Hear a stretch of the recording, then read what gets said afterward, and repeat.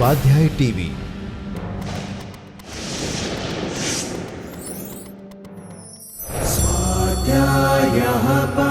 Doctor Baba Saheb Ambedkar open university.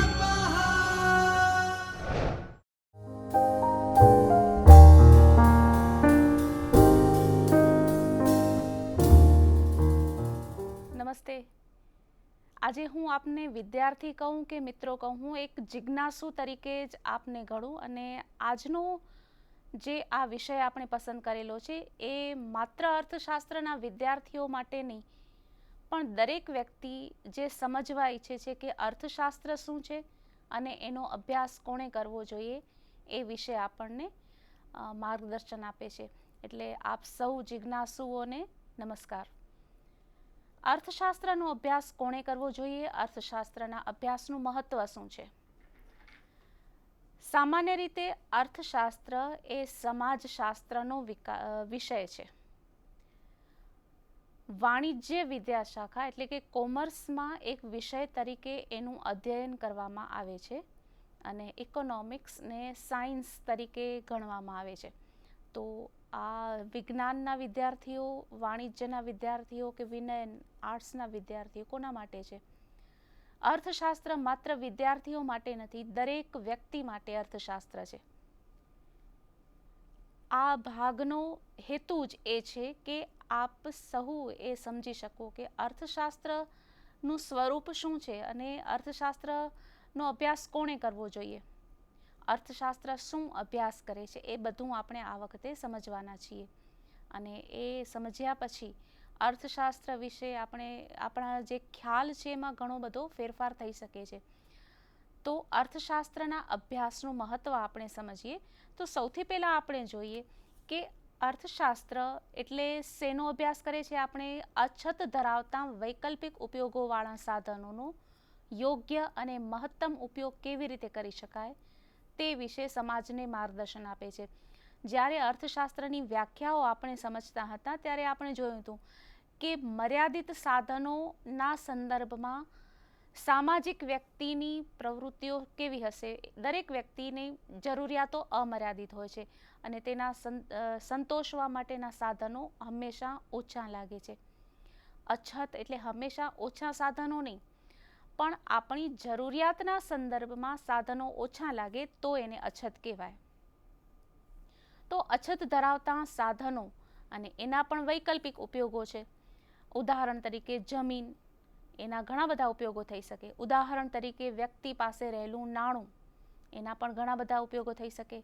જેમ આપણને જમીનના ઉપયોગો ઘણા છે એટલે એની હંમેશા અછત લાગે છે, જેવી રીતે દરેક વ્યક્તિને પોતાની પાસેનું નાણું હંમેશા અછતવાળું લાગે, ઓછું લાગે. તો અર્થશાસ્ત્ર આપણને એ માર્ગદર્શન આપે છે કે અછતવાળા અને વૈકલ્પિક સાધનોનો ઉપયોગ કેવી રીતે કરવો.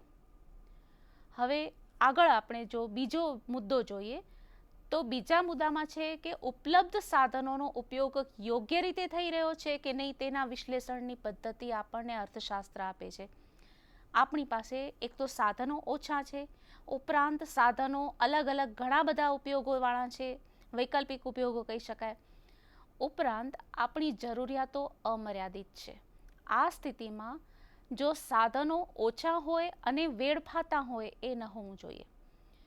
તમે ક્યારે એવો અનુભવ કર્યો હશે કે ઘણી વખત અમુક આપણી આજુબાજુની જમીન હંમેશા આપણને ઓછી લાગી છે, વસ્તી વધે છે, રહેણાંક માટે મકાનો જોઈએ, ખેતર માટે જમીન જોઈએ, ટ્રાન્સપોર્ટેશન, રસ્તાઓ, ઉદ્યોગો, આ બધા માટે આપણને જમીન જોઈએ છે. તેમ છતાં જમીન કેટલીક વપરાયા વગરની ખાલી પડી હોય છે, તો એ સાધનોનો અયોગ્ય ઉપયોગ કહેવાય અથવા તો વેડફાટ કહેવાય. ઘણી વ્યક્તિ પાસે સંપત્તિ ઘણી હોય પણ એ પોતાનું જીવન ધોરણ સુધારી શકે એવી સ્થિતિમાં ન હોય. અત્યારે આધુનિક સમય તો શિક્ષણનો છે એટલે ઘણા બધા શિક્ષિત લોકો પોતાની બચત કેવી રીતે રાખવી એ નક્કી કરી શકે છે. એક સમય એવો હતો કે લોકો પોતાની બચત સોનામાં ભેગી કરતા. સોનું એક આઈડિયલ સેવિંગ્સ કહી શકાય. આઈડિયલ એટલે કે જેનો ઉપયોગ ન થતો હોય, પડ્યું રહેતું હોય એ પ્રકારનું. સંપત્તિ ઘણી હોય, ખૂબ સોનું હોય દરેક વ્યક્તિ પાસે, પણ પોતાનું જીવન ધોરણ સુધારી શકે નહીં, બાળકોનું સ્વાસ્થ્ય, શિક્ષણ, સારું રહેણાંક આ બધું ન કરી શકે તો એ સોનું એ સંપત્તિનો વેડફાટ છે. તો અર્થશાસ્ત્ર આપણને એ પણ શીખવે છે કે આપણી પાસે જે કંઈ પણ સાધનો અવેલેબલ છે, પછી આપણું નાણું હોય, આપણી માનસિક ક્ષમતા હોય, આપણી કાર્ય કરવાની ક્ષમતા હોય, આપણી પાસે જમીન હોય, બચત હોય, કંઈ પણ આપણી પાસે હોય, તો એ સાધનનો યોગ્ય ઉપયોગ થાય છે કે નહીં એ પદ્ધતિ આપણને અર્થશાસ્ત્ર શીખવાડે છે. એક તો સાધનો ઓછા છે અને કયા કયા ઉપયોગમાં આવી શકાય, સાધનોનો યોગ્ય રીતે ઉપયોગ થાય છે કે નહીં એ શીખવાડે છે. આ અંગેનું માર્ગદર્શન આપણને અર્થશાસ્ત્ર આપે છે. આગળનો મુદ્દો જે કહે છે એ આગળના મુદ્દામાં જોઈએ તો પાયાના ખ્યાલો સમજીને વ્યક્તિ તેના જીવનમાં આર્થિક સમસ્યાઓથી બચી શકે. જેમ કે આવક અને ખર્ચનું સમાયોજન કેવી રીતે કરવું, ભવિષ્ય માટે બચત કેવી રીતે કરવી અને ક્યારે કરવી, આ પાયાની વસ્તુઓ છે. આવક કેવી રીતે કમાવી અને જે આવક મળે છે એમાંથી આપણી મહત્તમ જરૂરિયાતો કેવી રીતે સંતોષી શકાય. દરેક વ્યક્તિને પોતાની આવક ઓછી લાગે છે, પછી ખેત મજૂર હોય કે અબજોપતિ હોય, દરેક વ્યક્તિને પોતાની આવક તેની જરૂરિયાતોના પ્રમાણમાં ઓછી લાગે છે. તો આવક અને ખર્ચનું સમાયોજન કેવી રીતે કરવું, આ મુદ્દો આપણને અર્થશાસ્ત્રના અભ્યાસથી સમજી શકાય છે કે આવક કાં તો કયા કયા રસ્તે વધારી શકાય, ખર્ચ હોય તો ખર્ચ કયા કયા રીતે કરી શકાય, બચત કેવી રીતે કરી શકાય, ક્યારે કરી શકાય. ઘણી વખત આપણે પાછળના સમયમાં કરેલી બચતનો ઉપયોગ અત્યારે કરવો પડતો હોય, ભવિષ્યમાં કરવો પડતો હોય, વર્તમાનમાં કરવો પડતો હોય, તો એના વિશેનું માર્ગદર્શન પણ અર્થશાસ્ત્ર આપે છે. એટલે આવક, ખર્ચ અને બચત, આવક, ખર્ચ અને બચત એ વ્યક્તિના પણ હોઈ શકે, રાષ્ટ્રના પણ હોઈ શકે.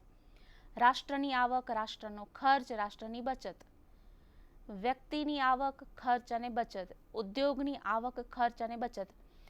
દરેક તબક્કે અથવા તો દરેક વ્યક્તિનું ગ્રુપ, વ્યક્તિ, સમૂહ કે રાષ્ટ્ર, દરેક વ્યક્તિની આ સ્થિતિ તો રહેવાની જ કે આવક અને ખર્ચનું સમાયોજન.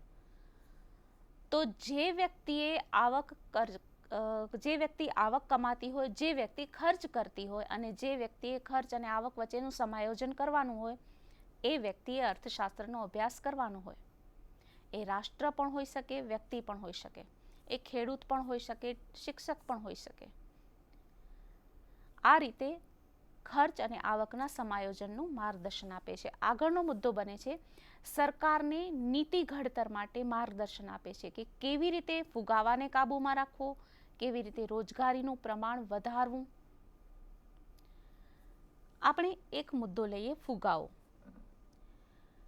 ફુગાવો સમાજને અસર કરે છે, પણ એ સમાજ ફુગાવાને નિયંત્રણમાં નથી લઈ શકતો. ફુગાવાને નિયંત્રણમાં લે છે સરકારી નીતિ અથવા તો મધ્યસ્થ બેંકની નીતિ.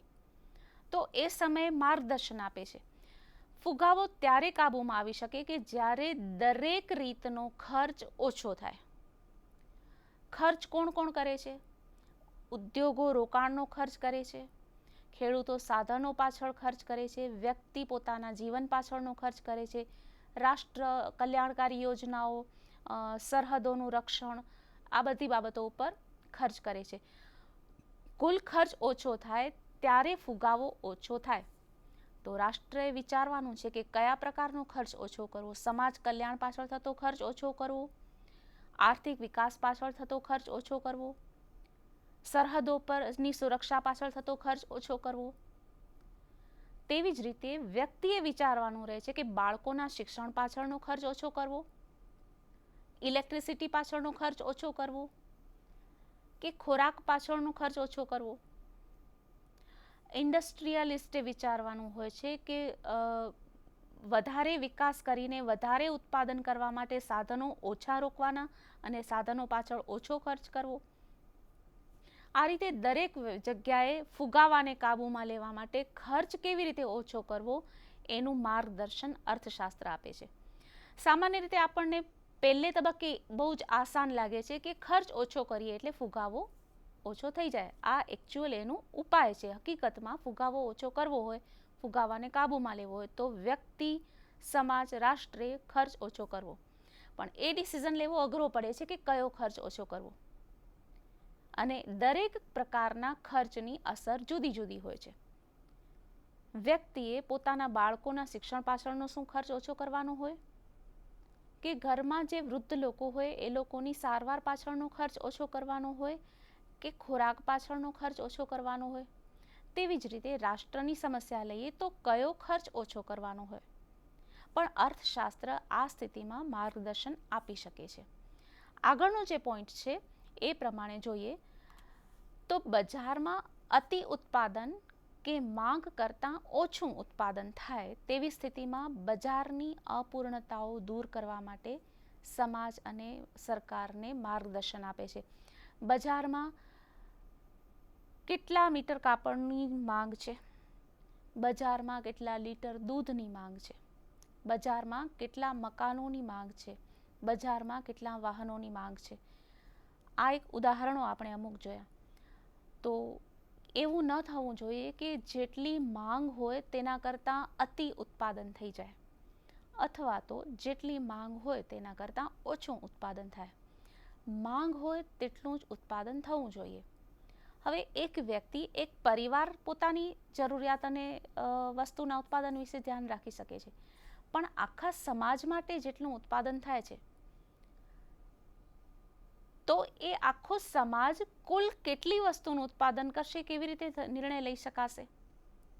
દેશના બધા જ ખેડૂતો મળીને ઘઉંનું કુલ ઉત્પાદન કેટલું કરશે? બધા ખેડૂતો એકબીજાના સંપર્કમાં છે નથી, તો પછી કેવી રીતે નિર્ણય લઈ શકાશે? આ નિર્ણય લેવાના માર્ગદર્શક સિદ્ધાંતો અર્થશાસ્ત્રમાં છે. કોઈક ઇન્ડસ્ટ્રીયલિસ્ટ આવે છે અથવા તો કોઈક નવી દુકાન શરૂ કરવી છે, તો કયા વિસ્તારમાં કઈ વસ્તુની દુકાન શરૂ કરવી?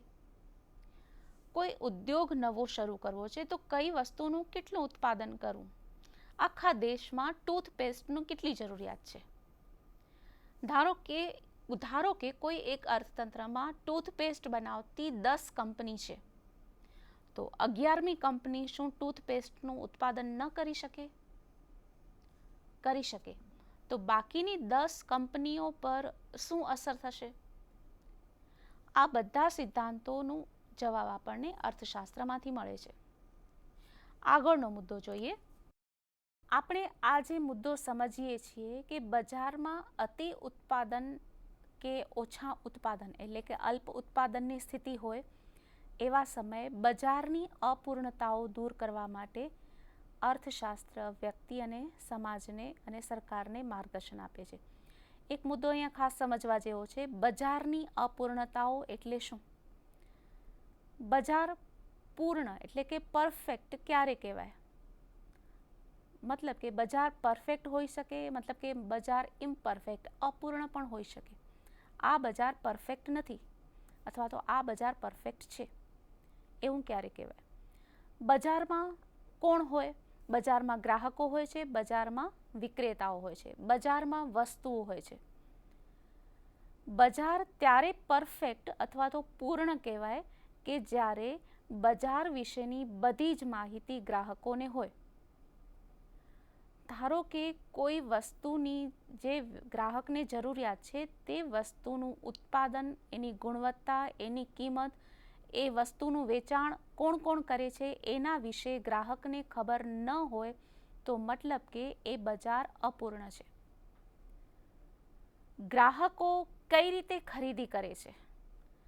ગ્રાહકો જ્યારે ખરીદી કરે છે ત્યારે કેવી રીતે ડિસિઝન લે છે કે કેટલી ખરીદી કરવી, ખરીદી કોની પાસેથી કરવી, કેટલી ખરીદી કરવી, આ બધા જે નિર્ણયો લે છે એ વિશે વિક્રેતાને અથવા તો ઉત્પાદકને જ્ઞાન હોવું જોઈએ. જો ગ્રાહક વિશે ઉત્પાદકને જ્ઞાન ન હોય એનો મતલબ કે બજાર અપૂર્ણ છે.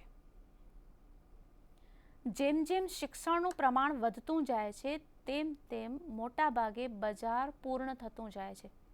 અહીંયા આપણે ખાસ ટેકનોલોજીનો પણ ઉલ્લેખ કરી શકીએ કે જેમ પ્રચાર માધ્યમો અને ટેકનોલોજીનો વિકાસ થયો છે તેમ તેમ ઘણી બધી વસ્તુઓ વિશે ગ્રાહકો અને વેપારીઓ એકબીજાને સમજે અને ઓળખે છે, એટલે બજાર પૂર્ણતા તરફ ગતિ કરે છે. પણ ક્યારેક એવું બની શકે કે એક જ વિક્રેતા હોય એની પાસેથી જ બધા ગ્રાહકે ખરીદી કરવી પડે. દાખલા તરીકે ઇન્ડિયન રેલવે. અથવા તો એવું બને કે એક જ વિક્રેતા ગ્રાહક હોય એના પાસે એ ઘણા બધા વિક્રેતાઓ પાસેથી ખરીદી કરી શકે એવી સ્થિતિ હોય, વેચનારા ઘણા હોય અને ગ્રાહક એક જ હોય. મોટાભાગે આ સ્થિતિ વાસ્તવિકતામાં નથી હોતી, એક સિદ્ધાંત તરીકે આપણે સમજીએ છીએ. તેમ છતાં આ બજારની અપૂર્ણતાઓ હોઈ શકે કે દાખલા તરીકે કોઈ એક વ્યક્તિ પોતાના વતનમાં કે પોતાના આસપાસના શહેરમાં કામ શોધે છે પણ કામ મેળવી શકતો નથી, તો એણે અન્યત્ર જવાનું થાય, અન્ય સ્થળે અન્ય જગ્યાએ જવાનું થાય કે જ્યાં તેને રોજગાર મળી શકે. તો આ વિશે એ વ્યક્તિને ખબર હોવી જોઈએ અથવા તો ખબર પડવી જોઈએ. જે જગ્યાએ જે વ્યક્તિ જમીનનું ઉત્પાદનમાં ઉપયોગ ન કરી શકતો હોય એણે અન્યત્ર જમીનનો ઉપયોગ કરવો જોઈએ. આ રીતે ઉત્પાદનના સાધનની ગતિશીલતા, રોજગારીનું પ્રમાણ, ગ્રાહકોને યોગ્ય કિંમતે વસ્તુ મળવી, આ બધા માટે અર્થશાસ્ત્રનો અભ્યાસ જરૂરી છે. વિક્રેતા અથવા તો ઉત્પાદક કઈ રીતે અભ્યાસ કરે છે? તો ગ્રાહકને ઓળખી શકે એ સફળ વેપારી બની શકે કે ગ્રાહક કેટલી વસ્તુ ખરીદશે, ગ્રાહક સોદાબાજી કરશે કે નહીં, ગ્રાહક કયા પ્રકારની વસ્તુ ખરીદશે. આ એની ગ્રાહકની ઓળખવા માટેની પદ્ધતિઓ છે. તેવી જ રીતે ગ્રાહક પણ વિક્રેતાનો અભ્યાસ કરી શકે કે આ વેચાણ કરે છે વિક્રેતા, જે વસ્તુ વેચે છે એની ગુણવત્તા કેવી હોઈ શકે, એ કિંમત યોગ્ય વસૂલે છે કે ઓછી કે વધુ વસૂલે છે, તેની આફ્ટર સેલ સર્વિસ, આ બધું જ બજારમાં સામેલ થાય છે. તો વ્યક્તિ તરીકે, એક ગ્રાહક તરીકે, વિક્રેતા તરીકે જ્યારે આ બધી જ માહિતી બધાને ખબર હોય એ બજારને પૂર્ણ બજાર કહેવાય. પણ જેટલા પ્રમાણમાં ગ્રાહકને અજ્ઞાન હોય, જેટલા પ્રમાણમાં વિક્રેતાને ઉત્પાદનના સોર્સ અથવા તો અન્ય વિકલ્પોનો ખ્યાલ ન હોય, અન્ય બજારોનો ખ્યાલ ન હોય, તેટલા પ્રમાણમાં બજાર અપૂર્ણ કહેવાય. તો બજારની અપૂર્ણતાઓ દૂર થાય તો ગ્રાહકોને સારામાં સારી વસ્તુઓ અને સેવાઓ મળી શકે. બજારની અપૂર્ણતા દૂર થાય તો વેપારી વધુમાં વધુ નફો મેળવી શકે. તો બજારની અપૂર્ણતા દૂર કરવા માટે અર્થશાસ્ત્ર માર્ગદર્શન આપે છે અને શીખવે છે કે કઈ રીતે ગ્રાહકે વસ્તુ ખરીદતા પહેલાં અભ્યાસ કરવો, કઈ રીતે વિક્રેતાએ વસ્તુ વેચતા પહેલાં અભ્યાસ કરવો. એટલે આપણો એ જે મુદ્દો છે કે કોણે કોણે અર્થશાસ્ત્રનો અભ્યાસ કરવો જોઈએ, એમાં એક આપણે ઉમેરી શકીએ કે વ્યક્તિ, સમાજ, રાષ્ટ્ર. જો એક ગ્રાહક હોય તો એણે અર્થશાસ્ત્રનો ઉપયોગ કરવો જોઈએ, અભ્યાસ કરવો જોઈએ. જો વ્યક્તિ વિક્રેતા હોય તો અર્થશાસ્ત્રનો અભ્યાસ કરવો જોઈએ. આમ સમાજના દરેક વ્યક્તિએ દરેક સ્વરૂપમાં અર્થશાસ્ત્રનો ઉપયોગ કરે છે. આપણે આગળનો મુદ્દો જોઈએ. તો અર્થશાસ્ત્રનો અભ્યાસ કોણે કરવો જોઈએ? જે આપણે ધ્યાન જેના ઉપર કેન્દ્રિત કરવાનું છે કે જેની પાસે સાધનો તેમની જરૂરિયાતના પ્રમાણમાં ઓછા હોય તેણે અભ્યાસ કરવો જોઈએ. તમે વિચારો કે તમારી જરૂરિયાતના સંદર્ભમાં તમારી પાસે જે સાધનો છે તે પૂરતા પ્રમાણમાં છે કે ઓછા છે? જો તમારી પાસે સાધનો પૂરતા હોય અને જરૂરિયાતો ઓછી હોય તો તમને અર્થશાસ્ત્ર જરૂર નથી અર્થશાસ્ત્રની. પણ કદાચ આવી કોઈ વ્યક્તિ મળી શકશે નહીં. ફરીથી જોઈએ તો જે લોકો મોટી આર્થિક અસ્થિરતા આવે તેને બદલે સ્થિરતા સાથે વિકાસ ઈચ્છતા હોય તેણે અર્થશાસ્ત્રનો વિકાસ કરવો જોઈએ. આર્થિક અસ્થિરતા આવે એટલે શું? કે દરેકના જીવનમાં કોઈ પણ કારણોસર અચાનક જ કોઈ એવી આકસ્મિક જરૂરિયાત ઊભી થતી હોય કે ઘણો ખર્ચ કરવો પડે. કોઈ સારા કારણોસર અથવા તો અકસ્માત કારણોસર, બીમારી કારણોસર, ધારો કે કોઈ પોતાનો વ્યવસાય કરતું હોય તો એને કોઈ બેરોજગારીનો ગાળો સહન કરવો પડે. તો આ આકસ્મિક આવી જાય એવી પરિસ્થિતિ ઊભી થાય તેના કરતાં કોઈ મોટી ઉથલપાથલ ન થાય કોઈ વ્યક્તિના જીવનમાં તો સ્થિરતા સાથે આગળ વિકાસ કરવાની ઈચ્છા રાખે છે દરેક વ્યક્તિ. કે અચાનક જ ખર્ચ કરવો હોય તો કઈ રીતે વ્યવસ્થા કરવી, કઈ રીતે આયોજન કરવું. હવે આયોજન છે એ પૂર્વ નિર્ધારિત હોય છે. આપણે અહીંયા વાત કરીએ છીએ અચાનક આવી પડેલી સ્થિતિની. તો એ સ્થિતિમાં પણ અર્થશાસ્ત્ર આપણને માર્ગદર્શક બની શકે છે.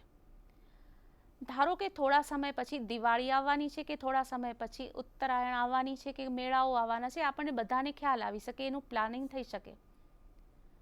પણ ધારો કે કોઈ એવી પરિસ્થિતિ હોય કે અચાનક કોઈ પરિસ્થિતિમાં કોઈ ખર્ચ થાય, કોઈના જીવનમાં ધારો કે અકસ્માત સર્જાયો, વાહન અકસ્માત છે, કે અન્ય કોઈ પણ વ્યક્તિને અચાનક ધારો કે વિદેશ પ્રવાસ જવાની પરિસ્થિતિ ઊભી થઈ અભ્યાસ માટે, કે અન્ય કોઈ પણ કારણોસર, તો આ અચાનક આવતી સ્થિતિને પહોંચી વળવા માટે અર્થશાસ્ત્ર આપણને સાધનોની વ્યવસ્થા કરવાનું શીખવે છે.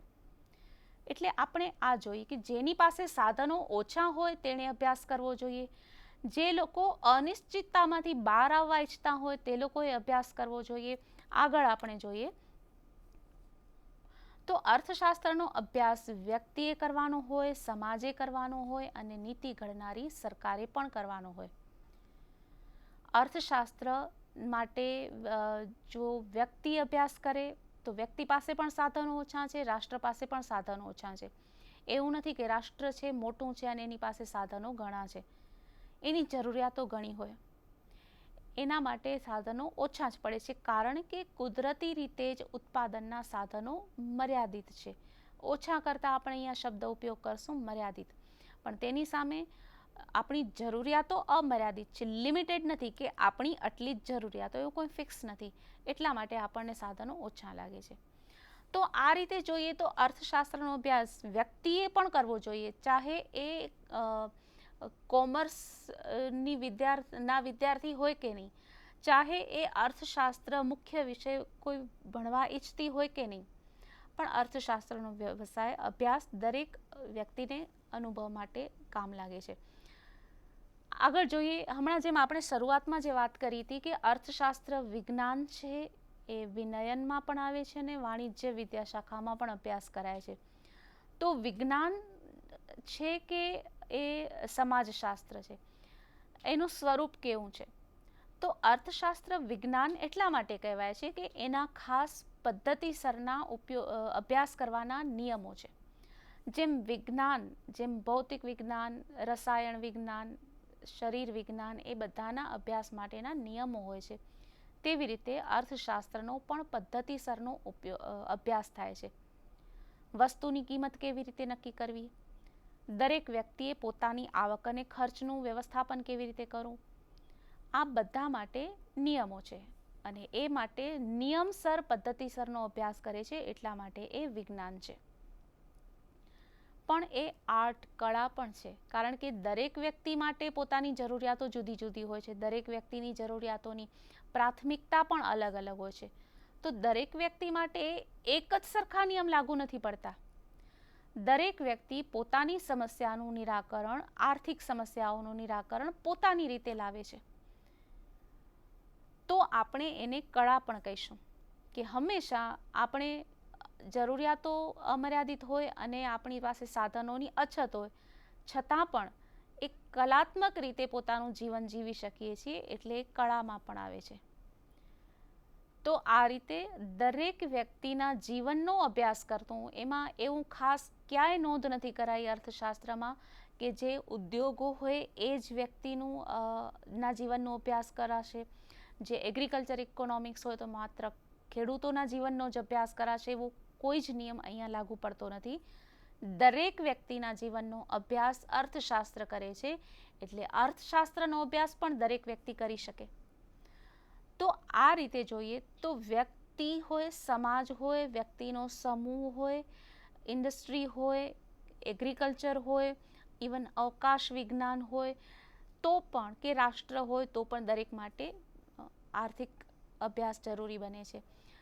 આર્થિક વિકાસ અને વિજ્ઞાનનો પણ ઘણો સંબંધ છે, આર્થિક વિકાસ અને બાયોલોજીનો પણ ઘણો સંબંધ છે.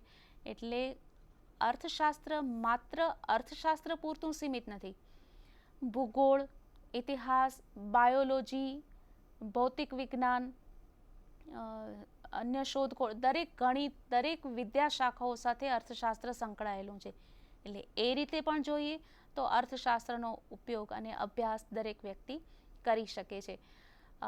આશા રાખું છું કે આ અર્થશાસ્ત્ર વિષયના અભ્યાસનું માર્ગદર્શન આપને યોગ્ય લાગ્યું હશે, અને વધારે જો આપણને જાણવાની ઈચ્છા થાય તો આપણી પાસે ઘણી બધી એના વિશે માહિતી ઉપલબ્ધ છે. આપણે થોડીક મહેનત કરીએ અને શોધ કરીએ કે અર્થશાસ્ત્રનો ઉપયોગ કઈ કઈ જગ્યાએ થઈ શકે છે. આપને આ અભ્યાસ માટે શુભકામનાઓ. આભાર. स्वाध्यायः परमं तपः.